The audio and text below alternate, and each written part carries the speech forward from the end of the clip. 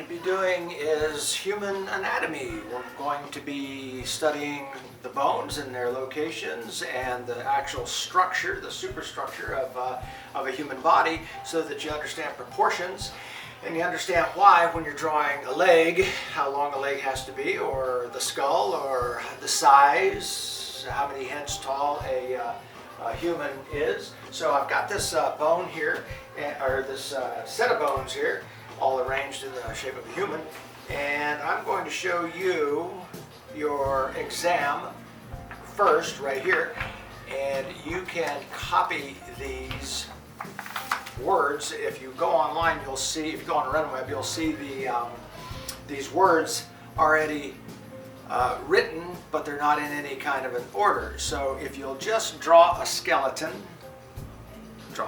everybody does it, and then you'll put those words to where they're supposed to go, you will get an A on the exam.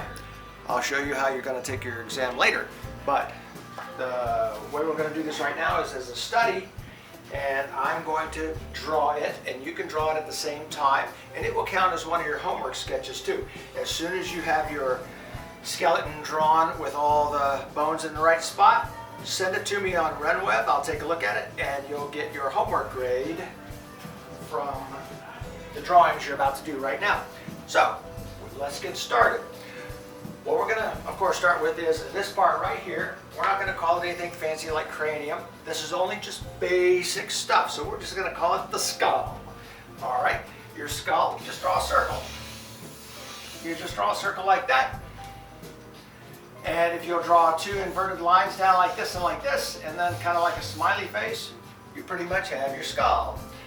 You can go ahead and put some teeth in there if you want to, and two big round circles for eyes. Okay, we're going to call that the skull. Yay. Well, right after that, you're going to have the mandible, which is the jawbone. It's pretty important too.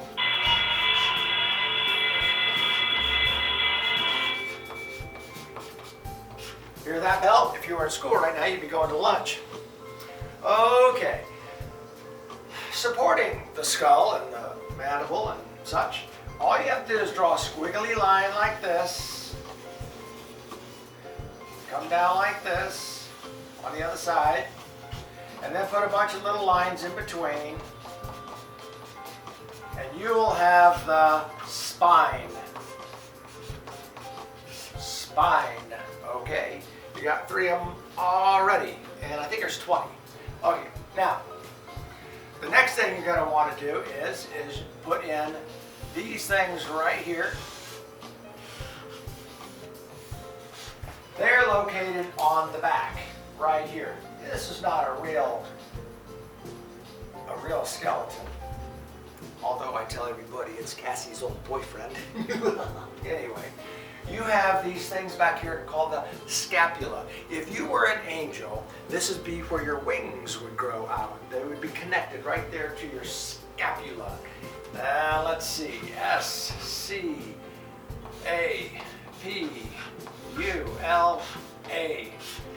scapula.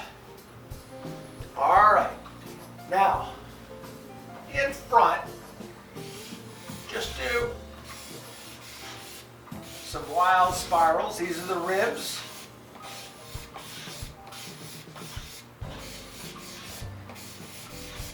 You don't have to draw all of them, but we're going to call that area right there the thorax.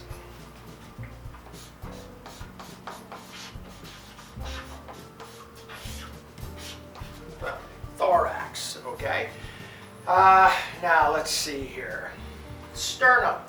Held together in the front is this breastplate right here. That's a hard piece of metal right there, or metal. That hard piece of bone right there. It comes down like this, and that's called the sternum. S-T-E-R-N-U-M. Sternum. That's a pressure point. You wouldn't want to get hit there. Sometimes when you fall down, get the wind knocked out of you, probably right in there. Okay, now, let's move on to the arm, the extremity, and this is where things might get a little confusing. You have a bone right here. And if you've ever hit your funny bone, you can remember the name of this bone because it's called the humerus. Although it's not so funny, it hurts. Let me see. Humerus. The humerus.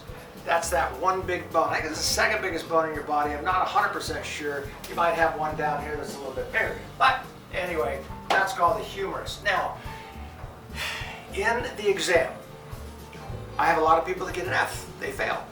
They know all the answers, but they get confused with these forearm bones and those leg bones down there. They look a lot alike and they do a lot of the same function, but the fact is that it gets confusing. So let's try to keep this